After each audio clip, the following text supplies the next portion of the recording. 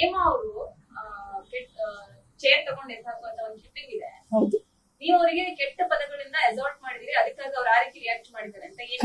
ಖಂಡಿತ ಇಲ್ಲ. ಅದೇಲ್ಲ ಏನೇ ಎವಿಡೆನ್ಸ್ ಇದ್ರು ನನಗೆ ಕೋರ್ಟ್ಗೆ ಪ್ರೊಸೀಡ್ ಮಾಡಿದೀನಿ. ಸೊ ಅಲ್ಲಿ ಇದಾಗುತ್ತೆ ಮ್ಯಾಮ್. ಅಂದ್ರೆ ನಿನ್ನೆ ನಿಮ್ಮ ವಿಡಿಯೋ ಪ್ರಕಾರವಾಗಿ ನಮ್ಮ ವರ್ಷನ್ ಅಲ್ಲಿ ಯಾವುದೇ ರೀತಿ ತಪ್ಪಿಲ್ಲ. 100% ಸರ್, ನಾನು 100% ಹೇಳ್ತೀನಿ, ನನ್ನ ಆತ್ಮಸಾಕ್ಷಿಯಾಗಿ ನಾನು ತಪ್ಪು ಮಾಡಿಲ್ಲ ಸರ್. ಈಗ ಫರ್ದರ್ ಫುಟೇಜ್ ಅಲ್ಲಿ ಯಾವುದೂ ಪ್ರಶ್ನೆ ವಿರುದ್ಧವಾಗಿಲ್ಲ. ಎಲ್ಲ ಸಿಸಿಟಿವಿ ಫುಟೇಜ್ ಸರ್ ಒಂದ್ ಹೇಳ್ತೀನಿ, ಅಲ್ಲಿ ಮಾತಿಗೆ ಮಾತು ಮಧ್ಯಾಹ್ನ ಅಂತ ಹೇಳ್ತೀನಲ್ಲ, ಅವಾಗ ಆಯ್ತು ಸರ್, ಮಾತು ಬೆಳೀತು. ಯಾಕಂದ್ರೆ ನನ್ನ ಮಗುನ ಹೊಡೆದಿದ್ದಕ್ಕೆ ನಾನು ಕೇಳಿದೀನಿ ಸರ್, ನಾನು ಕೇಳಿಲ್ಲ ಅಂತ ಮಾತ್ರ ಹೇಳಲ್ಲ ಸರ್. ಮತ್ತೆ ಇನ್ನೊಂದು, ನನ್ನ ಮಗಳನ್ನ ಕಳ್ಳಿ ಅಂದ್ರು. ನಾನು ಆ ಹುಡುಗಿ ಜಾಗದಲ್ಲಿ ಬೇರೆ ಯಾರೇ ಇದ್ದಿದ್ರು, ಅಂದ್ರೆ ನಾನು ಒಂದು ವ್ಯಕ್ತಿ ನಾನು ನಂಬಿದ್ರೆ ಆ ವ್ಯಕ್ತಿ ಪರ ನಿಂತ್ಕೊಳ್ಳೋ ಹುಡುಗಿ ನಾನು 100% ನಿಂತ್ಕೋತಿದ್ದೆ ಸರ್. ನಾನು ನಿಂತ್ಕೊಂಡೆ ಅವತ್ತು. ನಾನು ಅದೊಂದೇ ಕೇಳ್ದೆ. ಅವಾಗ ಇವರು ಅಂದ್ರೆ ಮಾತು ಬೆಳಿಲಿ ಸರ್. ನಾನು ಒಪ್ಕೋತೀನಿ, ಮಾತಿಗೆ ಓಕೆ ಮಾತಾಡೋಣ ಸರ್. ಯಾರಿಗೂ ಹೊಡಿಯೋ ರೈಟ್ಸ್ ಕೊಟ್ಟಿಲ್ಲ ಸರ್. ಲೈಕ್ ಅವ್ರ ಅಪ್ಪ ಬಂದು, ಅವ್ರ ತಂಗಿ ಬಂದು, ನಾನ್ ಏನ್ ತಪ್ಪು ಮಾಡಿದೀನಿ ಅಂತ ಅವ್ರು ಬಂದು ನನಗೆ ಹೊಡಿತಾರೆ.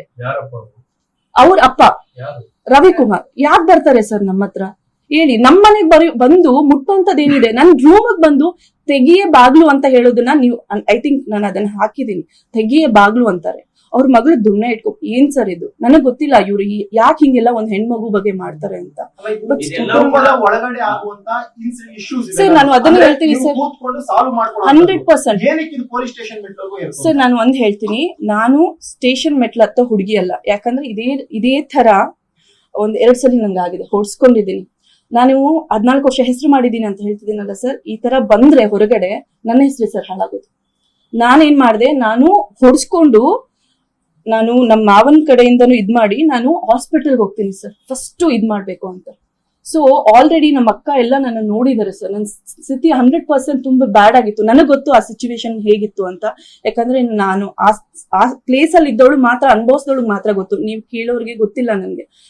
ಆ ಟೈಮಲ್ಲಿ ಅವ್ರು ಹೇಳ್ತಾರೆ ಸರ್, ಮೀಡಿಯಾದಲ್ಲಿ ನಿನ್ನ ಹೆಸರು ಹಾಳು ಮಾಡ್ತೀನಿ. ಇದನ್ನ ನನಗೆ ಫಸ್ಟ್ ಸಲ ಅಲ್ಲ, 3-4 ಸಲ. ನಾನಂತೂ ಮೀಡಿಯಾಗೆ ಬಂದಿಲ್ಲ ಸರ್, ನಿಜವಾಗ್ಲೂ ಹೇಳ್ತೀನಿ. ನಾನ್ ಮೀಡಿಯಾಗೆ ಹೇಳೂ ಇಲ್ಲ.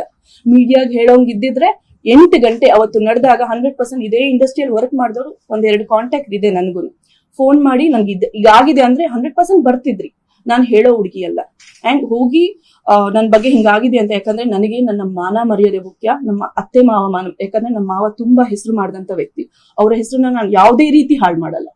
ಸೊ ಇದು ಹೇಗಾಯ್ತು ಅಂತ ಗೊತ್ತಿಲ್ಲ. ನನಗೆ 10 ಗಂಟೆಗೆ ನೀವೆಲ್ಲ ಮೀಡಿಯಾದವರು, ನನಗ್ ಗೊತ್ತಿಲ್ಲ ಹೇಗೆಲ್ಲ ನಾನಿದ್ದಿದ್ದ ಹಾಸ್ಪಿಟಲ್ ಹತ್ರ ನಿಮ್ಗೆ ಹೆಂಗ್ ಗೊತ್ತಾಯ್ತು ಅಂತ ಬಂದು ನನ್ ಸ್ವಲ್ಪ ಜನ ವಿಚಾರಿಸಿದ್ರಿ, ಹೇಗಿದ್ದೀರಾ ಮೇಡಮ್ ಅಂತ. ನನ್ಗೆ ಖುಷಿ ಆಯ್ತು. ಬಟ್ ಇದು ಲೈಕ್ ಅವರು ಮಾತಾಡ್ತಿದ್ದಾರೆ, ನನ್ಗೆ ತುಂಬಾ ಬೇಜಾರಾಯ್ತು. ಯಾಕೆ ಹಿಂಗೆಲ್ಲ ಮಾತಾಡ್ತಾ ಇದಾರೆ, ಯಾಕೆ ಈ ರೀತಿ ಎಲ್ಲ ಕೇಳ್ತಾ ಇದಾರೆ ಅಂದಾಗ ಓಕೆ ಆಯ್ತು, ಅವ್ರ ವರ್ಷನ್ ಅವ್ರಿಗೆ. ನಾನು ಅವಾಗ ನನ್ನ ಹಸ್ಬೆಂಡ್ ಇವ್ರನ್ನ ಕಾಂಟ್ಯಾಕ್ಟ್ ಮಾಡಿದ್ರು, ನನ್ನ ಅಕ್ಕ ಎಲ್ಲ ಕಾಂಟ್ಯಾಕ್ಟ್ ಮಾಡಿದ್ರು. 220 BP ಆಗ್ಬಿಟ್ಟು ICU ಅಲ್ಲಿ ಇದ್ರು. ಆ ಸಿಚುವೇಶನ್ ರಾಂಗ್ ಇತ್ತು ಸರ್. ನಮ್ಗೆ ತುಂಬಾ ಬೇಜಾರ್. ನನ್ಗೆ ಅದ್ರ ಬಗ್ಗೆ ಹೇಳ್ಕೊಳಕ್ ಇಷ್ಟ ಇಲ್ಲ ಸರ್. 14 ವರ್ಷ ಸರ್. ನಾನು ಒಂದ್ ಹೇಳ್ತೀನಿ, 14 ಅಲ್ಲ ಸರ್, 2 ಮುಖ್ಯ. 14 ವರ್ಷ ಕಾಪಾಡ್ಕೊಂಡ್ ಬಂದಿದ್ದು ಒಂದು ಬ್ಲಾಕ್ ಮಾರ್ಕ್ ಸರ್. ಜಸ್ಟ್ ನೋಡಿ ಬೇಕಾದ್ರೆ ನೀವು ಯೂಟ್ಯೂಬ್ ಅಲ್ಲಿ ಎಲ್ಲೇ ಬೇಕಾದ್ರೆ ನೋಡಿ, ಒಂದು ಬ್ಲಾಕ್ ಮಾರ್ಕ್ ಇಲ್ಲ ಸರ್ ನನ್ನ ಹೆಸರಲ್ಲಿ. ಸರ್ ಇದು ಪರ್ಸನಲ್ ಟಾರ್ಗೆಟ್ ನನಗೆ ಗೊತ್ತು. ಯಾಕಂದ್ರೆ ನಮ್ಮ ಮಾವ ತುಂಬಾ ಒಳ್ಳೆ ಹೆಸರು ಮಾಡಿದಂತ ವ್ಯಕ್ತಿ. ನೆಕ್ಸ್ಟ್ ಯಾರು ಅಂತ ಕೇಳಿದ್ರೆ ನನ್ನ ಹಸ್ಬೆಂಡ್ ಹೆಸರೇ ಬರುತ್ತೆ. ಯಾಕೆಂದ್ರೆ ಅವ್ರ ನೆಕ್ಸ್ಟ್ ಯಾರು ಬರ್ತಾರೆ ಅಂದ್ರೆ ನನ್ನ ಹಸ್ಬೆಂಡ್ ಹೆಸರೇ ಹೇಳೋದು. ಆ ಎಂಟೈರ್ ಏರಿಯಾದಲ್ಲಿ ಹೇಳೋದೇ ನನ್ನ ಹಸ್ಬೆಂಡ್ ಹೆಸರು. ಯಾಕಂದ್ರೆ ಸರ್ ನನ್ ಗಂಡ ಅಂತ ಮಾತಾಡ್ತಾ ಇಲ್ಲ, ಒಂದು ಒಳ್ಳೆ ವ್ಯಕ್ತಿಯಾಗಿ ಮಾತಾಡ್ತಾ ಇದ್ದೀನಿ ಆ ಮನುಷ್ಯನ ಬಗ್ಗೆ. ಅಷ್ಟು ಒಳ್ಳೆಯವರು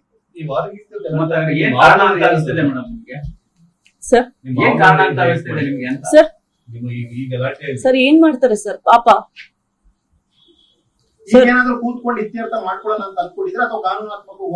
ಎಸ್ ಸರ್, ನಮ್ ಈ ಕ್ರೈಮ್ ನಂಬರ್ 63 of 2026 ಅಂದ್ರೆ ಅವ್ರು ಕೊಟ್ಟಿರೋ ಕಂಪ್ಲೇಂಟ್ ಪ್ರಕಾರ ಈಗ ನೀವು ಕೇಳಿದ್ರೆ ಒಂದ್ ಪ್ರಶ್ನೆ ಕೇಳಿದ್ರೆ, ಯಾಕೆ ನೀವು ಪೊಲೀಸ್ ಸ್ಟೇಷನ್ ಹೋಗಿದ್ರಿ, ಯಾಕೆ ಇದೆಲ್ಲ ಪೊಲೀಸ್ ಸ್ಟೇಷನ್ ಹೋಗ್ಬೇಕೇ ಅಂತ ಒಂದು MLC ರಿಜಿಸ್ಟರ್ ಆಗುತ್ತೆ. ಒಫೆನ್ಸಸ್ ಏನು, ಸೆಕ್ಷನ್ 17 ಮತ್ತೆ ಸೆಕ್ಷನ್ 109. ಸೆಕ್ಷನ್ 17 ಅಂತ ಹೇಳಿದ್ರೆ outrage in the modesty of women, ಮತ್ತೆ ಸೆಕ್ಷನ್ 109 ಅಂತ ಹೇಳಿದ್ರೆ ಅಟೆಂಪ್ಟ್ ಟು ಮರ್ಡರ್. ಇದು ಈ ಸೆಕ್ಷನ್ಸ್ ಇದ್ದಾಗ ಮತ್ತೆ ಇಂತ ಘಟನೆ ನಡೆದಿದ್ದಾಗ ನಾನು ಹೇಳ್ತೀನಿ, ನಾನು ಅದ್ರ ಬಗ್ಗೆ ನಾನು ಮಾತಾಡಕ್ ಹೋಗಲ್ಲ, ಏನಾಗಿದೆ ಏನಾಗಿಲ್ಲ ಅಂತ ಹೇಳಲ್ಲ, ಬಿಕಾಸ್ ಪೆಂಡಿಂಗ್ ಇನ್ವೆಸ್ಟಿಗೇಷನ್ ಇದೆ. ಬಟ್ ಅದಿದ್ದಾಗ MLC ರಿಜಿಸ್ಟರ್ ಆಗಿದ ನಂತರ ಪೊಲೀಸ್ ಸ್ಟೇಷನ್ ಅಂದ್ರೆ ಕನ್ಸರ್ನ್ ಪೊಲೀಸ್ ಸ್ಟೇಷನ್ ಅಫಿಷಿಯಲ್ಸ್ ಬಂದ್ಬಿಟ್ಟು ಅವ್ರು ಸ್ಟೇಟ್ಮೆಂಟ್ ತಗೊಂಡ್ಬಿಟ್ಟು ಅದರ ಆಧಾರದ ಮೇಲೆ FIR ರಿಜಿಸ್ಟರ್ ಆಗಿರೋದು. ಸೊ ಅಂತ ಒಂದು ಸೀರಿಯಸ್ ಘಟನೆ ನಡೆದಿದೆ, ಅದ್ರ ಪ್ರಕಾರನೇ FIR ರಿಜಿಸ್ಟರ್ ಆಗಿರೋದು. ಸೊ ಅವ್ರು ಬೇಕಂತ ಹೋಗ್ಬಿಟ್ಟಿಲ್ಲ, ನಾನು ಪೊಲೀಸ್ ಸ್ಟೇಷನ್ಗೆ ಹೋಗ್ತೀನಿ ಅಂತ ಮೀಡಿಯಾಗೆ ಹೋಗ್ತೀನಿ ಅಂತ ಹೇಳ್ಬಿಟ್ಟು ಮಾಡಿಲ್ಲ. ಬಟ್ ಪೊಲೀಸ್ ಏನ್ ಒಫೆನ್ಸ್ ಆಯ್ತು ಅವ್ರು ಮಾಡಿದ್ದಾರೆ, ಪೊಲೀಸ್ ಕಂಪ್ಲೇಂಟ್ ಮಾಡಿದ್ದಾರೆ. ಅವ್ರ ಕಂಪ್ಲೇಂಟ್ ಕೌಂಟರ್ ಬ್ಲಾಸ್ಟ್ ಅಂತ ಹೇಳ್ಕೊಂಡು, ಯಾಕಂದ್ರೆ ಅದಕ್ಕೆಲ್ಲ ಪ್ರೂಫ್ ಇದೆ. MLC ರಿಜಿಸ್ಟರ್ ಆಗಿದೆ, ಮತ್ತೆ DAMA ಅಂತ, that is discharge against medical advice.